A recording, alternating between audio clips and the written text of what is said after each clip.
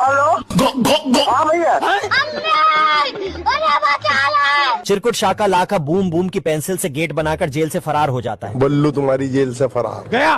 तभी colonel Uganda पूछता है उस फरार कैदी को कौन पकड़ेगा। पूछे क्यों तोड़ा? चिरकुट टिल्लू से बचने के लिए 7वें आसमान पर बैठा होता है। डॉन को पकड़ना मुश्किल ही नहीं। खेलेगा फ्री फायर।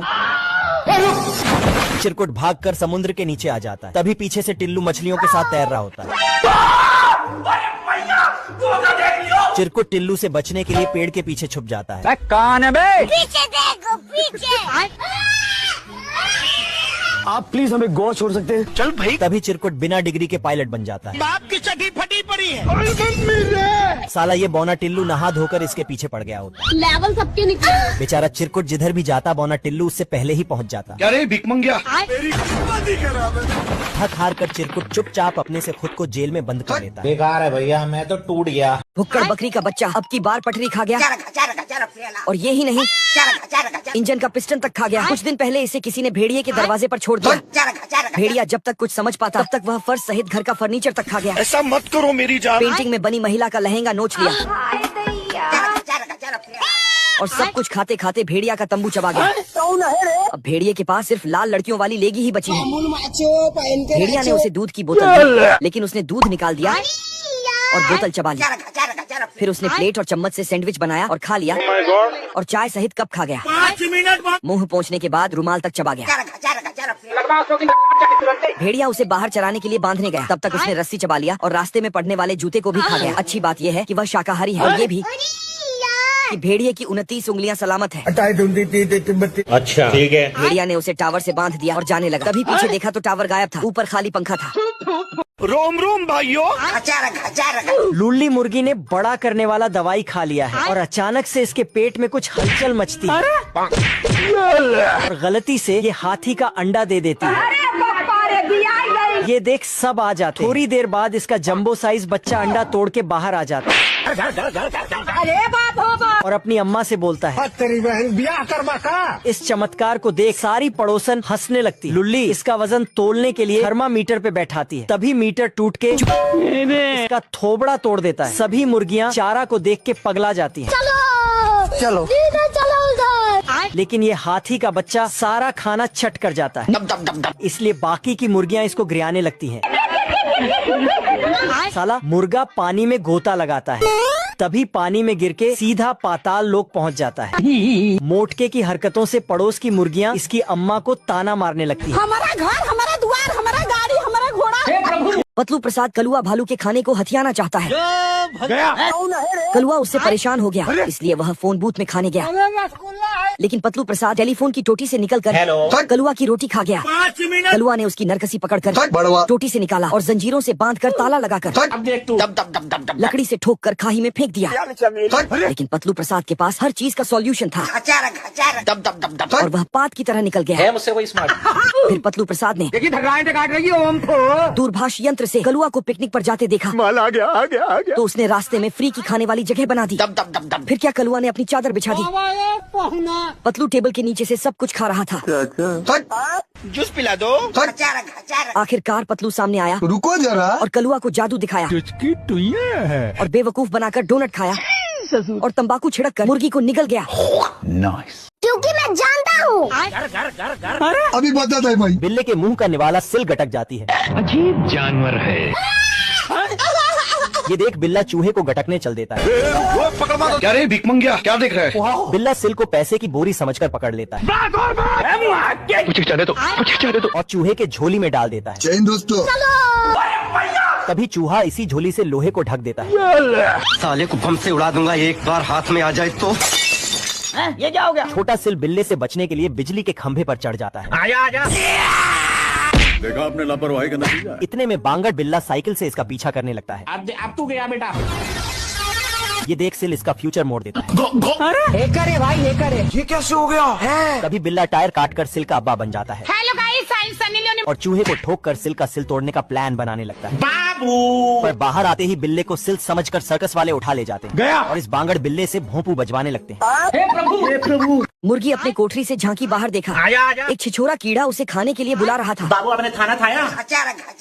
वाह, जैसे ही बाहर गई एक भालू ने उस पर हमला किया। सब बराबरी देखना अच्छी बात। समय रहते मुर्गी ने अपनी इज्जत छुपा ली। एक बड़े मुर्गे ने मुर्गी को पटाने की कोशिश की देखो देखो एक नंबर का छिनरा। और दूसरी तरफ यह दोनों भालू उस मुर्गी को खाने की योजना बनाते हैं। अब देख तू। छोटू भालू मुर्गा बना और भालू से कहा, बीड़ी ला बीड़ी।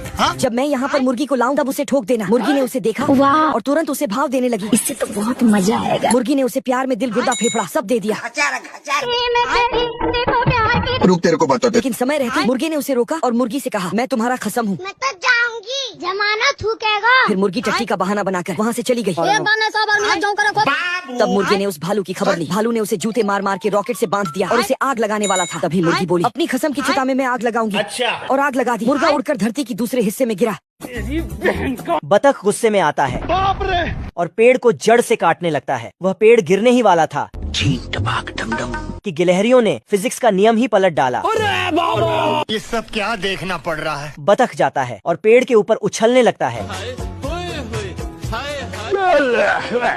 और उसको पानी के रास्ते से गोदाम की तरफ लेकर जाता है। इतने तेजस्वी लोग हैं हमारे पास। वह दोनों भी टोकरी में बैठकर जाते हैं रोम रोम भाइयों, और हथौड़े से पानी का रास्ता ही बदल देता है। ऐसा मत करो मेरी जान। बतख जाकर अपनी गाड़ी को बचाने की कोशिश करता है मगर पेड़ उसे पीछे से धर देता है छोड़ो मुझे जाने दो। और दोनों गिलहरी उसमें पत्थर सरका देता है।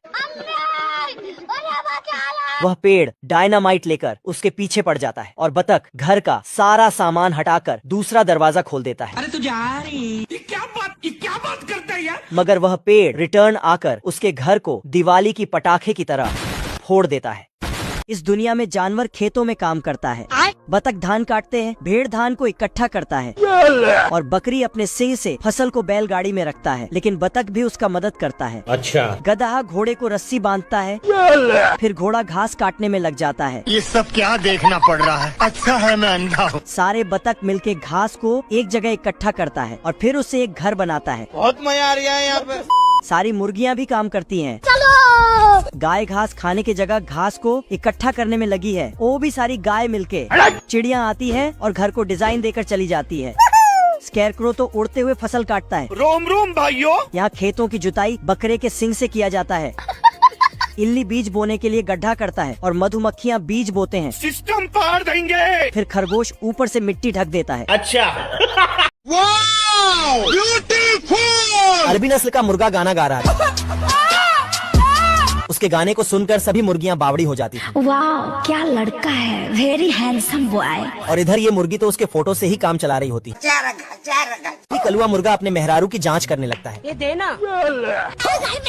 धोखा दिया ना तुमने, मुझे धोखा दिया। एक दिन कलुआ मुर्गा अपने माल को लाइन दे रहा था। मुझे छोड़ के मत जाना, मैं तुम्हारे बिना रह नहीं पाऊंगा बाबू। तभी अरबी नस्ल का मुर्गा अपने फरारी से आ जाता है। ये देख, असली असली। और कलुआ के सामने ही इसे बिठा ले जाता है। फिर आधी रात को बार में ये दोनों महुआ पीकर मजे मार रहे होते हैं। अच्छा। तभी साला ये दूसरी छमिया को देखकर रंडवा जाता है और इस मुर्गी को लात मारकर बाहर फेंक देता है। बेकार है भैया, मैं तो टूट गया। कलुआ को धोखा देकर मुर्गी पछता रही। मरी जाऊंगा भगवान। तभी कलुआ को मुर्गी वापस मिल जाती है। बाबू फिर ये दोनों खुशी खुशी रहने लगते हैं। तभी इसका एक बच्चा गाना गाने की कोशिश करता है।